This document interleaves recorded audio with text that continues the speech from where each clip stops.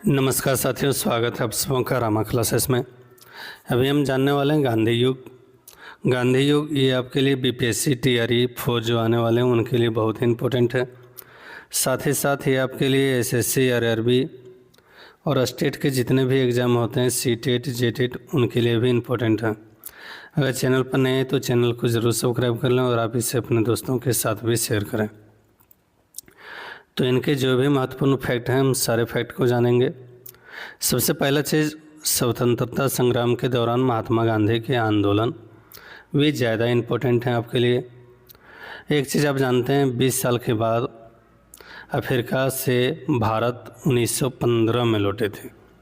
तो हम सभी टॉपिक बाय टॉपिक देखेंगे। सबसे पहला है महात्मा गांधी आंदोलन। तो उससे पहले हम जान लें, महात्मा गांधी का जन्म हुआ था 2 अक्टूबर 1869 ईस्वी में गुजरात के पोरबंदर में। 1891 में कानून की डिग्री पढ़ने के लिए ये इंग्लैंड गए। 1815 में भारतीय राजनीति में प्रवेश किए और 1893 से 1914 तक लगभग 20 साल ये दक्षिण अफ्रीका में रहे। दक्षिण अफ्रीका में संघर्ष के दौरान उन्होंने जन आंदोलन को एक नई दिशा देने के लिए अहिंसा और सत्याग्रह पर आधारित अपना राजनीतिक दर्शन विकसित किया। तो ये सब चीज़ है। अब इसके बाद हम लोग जानते हैं गांधी जी का भारत आगमन। तो गांधी जी भारत आए थे जनवरी 1915 ईस्वी में। कब आए थे? जनवरी 1915 में। और उनके प्रयासों को दक्षिण अफ्रीका में न केवल शिक्षित, इनके प्रयासों से दक्षिण अफ्रीका में लोग शिक्षित हुए बल्कि आम लोगों के बीच अच्छी तरह से जाना पहचाना गया। गोपाल कृष्ण गोखले की सलाह का पालन करते हुए उन्होंने देश की वास्तविक स्थिति को समझने के लिए और अपने लोगों से जुड़ने के लिए ब्रिटिश भारत में 1 साल की यात्रा की। कितने साल की? 1 साल की। इसका मतलब क्या है? गांधी जी जब 1915 में भारत लौटे तो सबसे पहले वह भारत की यात्रा, पूरे देश की यात्रा किए अपने लोगों से जुड़ने के लिए और वास्तविक स्थिति को समझने के लिए। तो लगभग 1 साल के बाद फरवरी 1916 में बनारस हिंदू विश्वविद्यालय के उद्घाटन समारोह में अपनी पहली प्रमुख सार्वजनिक उपस्थिति दर्ज कराई। अपने भाषण में उन्होंने भारतीय राष्ट्रवाद की आलोचना करते हुए कहा कि यह अभिजातवादी है और आम जनता को प्रतिबंधित नहीं करता है। अभिजातवादी का मतलब कह सकते हैं कुलीन वर्ग के लोगों के पास ही है और इसमें आम जनता किसी भी प्रकार का इंटरेस्ट नहीं लेता है राष्ट्रवाद से संबंधित। उन्होंने राष्ट्रवादी आंदोलन को एक ऐसे आंदोलन में बदलने की इच्छा व्यक्त की जो ग्रामीण गरीबों और हाशियों के समुदाय सहित व्यापक भारतीय आबादी का सही मायने में प्रतिनिधित्व करता हो। यह स्वतंत्रता संग्राम को अधिक समावेशी बनाने तथा आम भारतीयों के रोज़मर्रा के जीवन में शामिल करने का प्रयास की शुरुआत थी। उससे पहले ग्रामीण जनता को किसी भी प्रकार के आंदोलन में शामिल नहीं करने का विचार किया जाता। अब इसका जो सबसे प्रमुख और पहला आंदोलन है वो है चंपारण सत्याग्रह 1917 में। तो नील किसानों के संदर्भ में रामकुमार शुक्ल के निमंत्रण पर गांधी जी द्वारा भारतीय जनता को संगठित करने का पहला प्रयास था कौन? चंपारण सत्याग्रह। यह गांधीवादी आंदोलन का पहला सविनय अवज्ञा आंदोलन भी था। सविनय अवज्ञा आंदोलन मतलब सरल तरीके से बिना हिंसा हुए किसी भी आंदोलन को सफल बनाना। इसका मुख्य दमनकारी 3 कठिया प्रणाली था। कितना? 3 कठिया प्रणाली। 3 कठिया प्रणाली के तहत अपने किसानों के अपने कुल भूमि का लगभग 3/20 भाग मतलब 15% भाग पर नील की खेती करने के लिए मजबूर किया जाता। गांधी जी ने इस मामले में हस्तक्षेप किया लेकिन अधिकारियों ने उन्हें वापस जाने को कहा। गांधी जी ने वहां से जाने से इनकार कर दिया और इस प्रकार उन्होंने आदेश की अवहेलना की। और आदेश की अवहेलना की इसका मतलब अवज्ञा हो रहा है, तो सविनय अवज्ञा आंदोलन भी कहा गया। अंततः गांधी जी सरकार को तिनकठिया प्रथा की बुराई के बारे में समझाने तथा मामले पर विचार करने के लिए राज्य में सफल हुए। सरकार ने इस मामले की जांच के लिए एक समिति गठन किया और गांधी जी को इसका सदस्य मनोनीत किया गया। परिणाम स्वरूप तिनकठिया प्रथा समाप्त कर दी गई और इस समझौते के तहत किसानों द्वारा ली गई राशि का केवल 20-25% ही वापस किया गया। प्रतिभागियों में डॉक्टर राजेंद्र प्रसाद, नरहरि पोखर और जेबी कृपलानी भी शामिल थे। तो ये हो गया ये चंपारण आंदोलन। उसके बाद हम लोग जानेंगे अहमदाबाद मिल हड़ताल, जो कि 1918 में हुआ था, गांधी जी का दूसरा आंदोलन। चंपारण सत्याग्रह जब सफल हुए तो फिर जनता को संगठित करने के लिए अगला कदम यह अहमदाबाद के शहरी केंद्र में मजदूरों का था। यह अहमदाबाद मिल हड़ताल ये कपड़ा मजदूर और मिल मालिकों के बीच में मार्च 1918 में प्लेग बोनस की समाप्ति को लेकर मतभेद हुआ था। प्लेग बोनस मतलब प्लेग बीमारी के लिए बोनस मिलना था, जो कि नहीं मिल पा रहा था, और मालिक और मजदूरों के बीच में मतभेद था। 1917 में प्लेग फैलने के दौरान मिल मालिकों ने मजदूरों पर काम पर रखने के लिए उनके वेतन का 75% बोनस दिया। कितना प्रतिशत? 75%। लेकिन प्लेग खत्म होने के बाद मजदूर केवल 50% की बढ़ोतरी की मांग कर रहे थे, जबकि मिल मालिक बोनस बंद करने की वकालत कर रहे थे, और इसी के चलते दोनों में गतिरोध पैदा हो गया। तो अनुसुईया साराभाई के अनुरोध पर, किनके अनुरोध पर? अनुसुईया साराभाई के अनुरोध पर गांधी जी ने हस्तक्षेप किया और फिर आमरण अनशन के परिणाम स्वरूप मालिक 35% वेतन वृद्धि पर सहमत हुए। कितना प्रतिशत? 35%। यह पहला आंदोलन था जिसमें नैतिक दबाव बनाने के लिए आत्मपीड़ा के साधन उपवास को गांधी जी द्वारा भारत में एक राजनीतिक हथियार के रूप में इस्तेमाल किया गया। तो ये दो आंदोलन हो गया। अब तीसरा आंदोलन हम लोग जानेंगे, खेड़ा आंदोलन। खेड़ा भारतीय राष्ट्रीय आंदोलन में गांधी जी के नेतृत्व में सहयोग आंदोलन का पहला उदाहरण 1918 में हुआ, जब मानसून की विफलता के कारण खेड़ा जिले के किसानों को गंभीर संकट का सामना करना पड़ा और वे फसल की विफलता और बढ़ती कीमतों के मद्देनज़र सरकार से राजस्व राहत की मांग की। सरकार अकाल संहिता के अनुसार अगर फसल की पैदावार 25% कम हो जाती तो किसानों को पूरी तरह छूट मिल जाती, लेकिन अधिकारियों ने इसे अस्वीकार कर दिया। नतीजन किसान गांधी की ओर मुड़ गए। किसान लोग किनकी ओर चले गए? गांधी की ओर। गांधी जी ने गरीब किसानों की ओर से हस्तक्षेप किया और उन्हें भुगतान रोकने के लिए ऐसी प्रतिशोधात्मक अत्याचारी भावना के खिलाफ मरते दम तक लड़ने की सलाह दी। सरकार ने उसे राजस्व संग्रह केवल उन रैयतों को एकत्र किया जो भुगतान करने में सक्षम थे पर लगान लगाने और भूमि जब्त न करने का आदेश दिया, और गांधी जी ने संघर्ष से हटने का फैसला किया। इसमें जो प्रतिभागी थे वो सरदार वल्लभ भाई पटेल, नरहरि पारिक और इंदुलाल याग्निक। और उसके बाद हम लोग जानते हैं रॉलेट एक्ट के विरुद्ध। रॉलेट एक्ट सत्याग्रह जो है 1919 में शुरू हुआ था।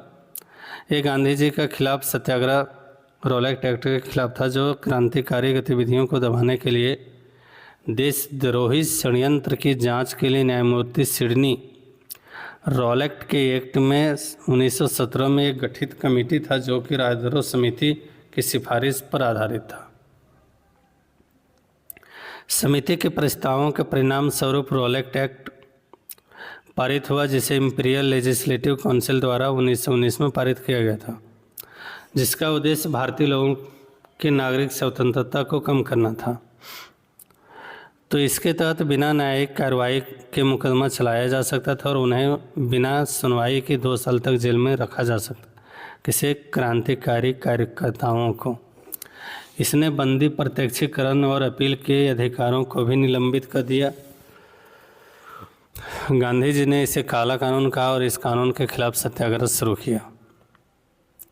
इसमें उपवास, प्रार्थना कानून का उल्लंघन, गिरफ्तारी और कारावास के जोखिम उठाना शामिल था। सत्याग्रह ने गांधी जी को भारतीय राष्ट्रीय आंदोलन के केंद्र में लाकर खड़ा कर दिया। तो गांधी जी ने आंदोलन चलाने के लिए सत्याग्रह सभा नामक संगठन भी बनाया। हालांकि भारत के कुछ हिस्सों में हिंसा के कारण गांधी जी ने सत्याग्रह वापस लेना पड़ा और इस सत्याग्रह के दौरान गांधी जी जनता से जोड़ने में सक्षम हुए और प्रदर्शन भी किए। गांधीवादी विचारधारा और स्वतंत्रता संग्राम के तरीके जो अहिंसा और सत्याग्रह पर आधारित थे, भारतीय जनता के सामने उसे पेश किया गया। जब हम लोग जानेंगे यह सहयोग आंदोलन। यह सहयोग आंदोलन शुरू हुआ था 1920 ईस्वी में। कब? 1920 में। किसके विरोध में? तो जालियांवाला बाग हत्याकांड और रॉलेट एक्ट के विरोध में। किसके विरोध में? जालियांवाला बाग हत्याकांड और रॉलेट एक्ट के विरोध में। सितंबर 1920 कांग्रेस के कलकत्ता अधिवेशन में आयोजित किया गया और उसमें गांधी जी के इस प्रस्ताव को स्वीकार करने का संकल्प किया कि जब तक खिलाफत और पंजाब की शिकायतों का समाधान नहीं किया जाता है तब तक स्वशासन की स्थापना नहीं हो सकती और तब तक वे ब्रिटिश सरकार के साथ यह सहयोग करेंगे। इस गांधीवादी आंदोलन को खिलाफत आंदोलन का भी सहयोग मिला, जिसमें मांग किया गया था कि तुर्की सुल्तान या खलीफा तत्कालीन ओटो साम्राज्य में मुस्लिम पवित्र स्थानों पर नियंत्रण बनाए रखे। तो यह सहयोग आंदोलन कैसे हुए, उनका तरीका अगर देखें तो इसमें स्कूल, कॉलेज, सरकारी अदालत, सरकारी कार्यालय, विधायक का विदेशी वस्तुओं का बहिष्कार, सरकार द्वारा प्रदत्त उपाधियां और पुरस्कारों को वापस करना, ये सब चीज़ शामिल थी। वापस कब हुआ ये? तो यह सहयोग आंदोलन वापस हुआ 5 फरवरी 1922 ईस्वी को चौरी चौरा घटना के बाद, जिसमें 22 पुलिसकर्मी, कहीं कहीं 23 लिखा है, तो 23 पुलिस अधिकारी मारे गए थे। उसके बाद गांधी जी का एक और बड़ा आंदोलन है सविनय अवज्ञा आंदोलन। सविनय अवज्ञा आंदोलन गांधी जी का 1930 से 1934 तक चला। एक दूसरा बड़ा जन आंदोलन है और यह भारत के स्वतंत्रता संग्राम में सामाजिक आधार पर विस्तारित करने में एक महत्वपूर्ण कदम है। 1928 में कलकत्ता में कांग्रेस का जो अधिवेशन हुआ उसमें घोषणा किया गया कि भारत को डोमिनियन का दर्जा देना होगा, अन्यथा देश पूर्ण स्वतंत्रता की क्रांति में बदल जाएगा। जबकि अंग्रेज ने इस पर कोई ध्यान नहीं दिया। परिणाम स्वरूप कांग्रेस ने अपने लाहौर अधिवेशन जो कि 1929 में हुआ था, उन्होंने उसमें पूर्ण स्वराज की मांग की और 26 जनवरी को स्वतंत्रता दिवस के रूप में मनाने का फैसला किया। उसने यह भी घोषणा किया कि गांधी जी के नेतृत्व में सविनय अवज्ञा आंदोलन शुरू किया जाएगा। तो आंदोलन के एक हिस्से में गांधी जी ने नमक पर न्यायपूर्ण कर को समाप्त करने के लिए दांडी मार्च की घोषणा की। 6 अप्रैल 1930 को उन्होंने नमक कानून बनाया। इन नमक कानून का उल्लंघन किया नमक बनाकर और फिर सविनय अवज्ञा आंदोलन की शुरुआत हुई। दांडी में गांधी के असाधारण प्रयासों से प्रेरित होकर नमक कानून के विरोध पूरे देश में फैल गया। हालांकि गांधी इरविन समझौता के बाद इसे रोक दिया गया, लेकिन जब द्वितीय गोलमेज सम्मेलन विफल हो गए तो गांधी जी ने इसे फिर से शुरू किया, लेकिन यह ज़्यादा नहीं टिका और 1932 में यह कमज़ोर पड़ने लगा। तो 1934 में मई के महीने में इसे आधिकारिक रूप से वापस ले लिया गया। अब उसके बाद हम लोग जानते हैं भारत छोड़ो आंदोलन। भारत छोड़ो आंदोलन में गांधी जी 8 अगस्त 1942 को शुरू किए। स्वतंत्रता संग्राम की तीसरी महान लहर थी। यह गांधीवादी आंदोलन पारंपरिक सत्याग्रह से कहीं ज़्यादा ब्रिटिश शासन की अस्वीकृति थी और इसने अगले 5 वर्षों में भारतीय इतिहास में एक अभूतपूर्व और उथल पुथल भरी घटनाओं को प्रभावित किया। यह ब्रिटिश शासन में भारतीयों के मोहभंग का परिणाम था और जिसके तत्कालीन कारण क्रिप्स मिशन की विफलता और द्वितीय विश्व युद्ध के कारण उत्पन्न हुआ था। 8 अगस्त 1942 को अखिल भारतीय कांग्रेस कमेटी ने बॉम्बे के ग्वालिया टैंक में बैठक की और प्रसिद्ध भारत छोड़ो आंदोलन प्रस्ताव किया। उसी दिन गांधी जी ने अपना करो या मरो का नारा दिया। इसमें ब्रिटिश भारत को तत्काल प्रभाव से समाप्त करने और युद्ध के बाद एक अंतिम सरकार का गठन, स्वतंत्र भारत की घोषणा की मांग की गई। परिणाम स्वरूप भारतीय राष्ट्रीय कांग्रेस के प्रमुख नेताओं और ब्रिटिश अधिकारियों द्वारा बिना किसी मुकदमा के गिरफ्तार कर लिए गए और उसे जेल में डाल दिया गया। हालांकि पूरे देश में भारी जन भागीदारी और विरोध का प्रदर्शन जारी रहा। अंततः भारत आज़ाद हुई। अच्छा, इससे संबंधित कुछ हम MCQ को देखते हैं। तो पहला MCQ है माई एक्सपेरिमेंट विथ ट्रूथ। इसके रचनाकार कौन है? तो याद रखना महात्मा गांधी। और महात्मा गांधी की यह एक आत्मकथा है। क्या है? आत्मकथा, जो कि प्रकाशित हुआ था 1925 से 1929 के बीच में नवजीवन पत्रिका में, जो कि साप्ताहिक पत्रिका थी। अगला है मैं एक समाजवादी, गणतंत्रवादी और मुझे राजाओं और राजकुमारियों में विश्वास नहीं। तो मैं एक समाजवादी, गणतंत्रवादी हूँ, मुझे राजाओं और राजकुमारों में कोई विश्वास नहीं है। वक्तव्य किससे संबंधित है? तो याद रखना यह वक्तव्य जो संबंधित है वो है जवाहरलाल नेहरू से। किससे संबंधित है? जवाहरलाल नेहरू से। कहाँ इन्होंने कहा था? तो बांकीपुर के अधिवेशन में कहा था। अगला, हिंद स्वराज की स्थापना कब की थी? तो याद रखना हिंद स्वराज की स्थापना जब वे जहाज़ से इंग्लैंड से दक्षिण अफ्रीका की यात्रा पर थे, उसी समय महात्मा गांधी ने हिंद स्वराज की स्थापना की थी।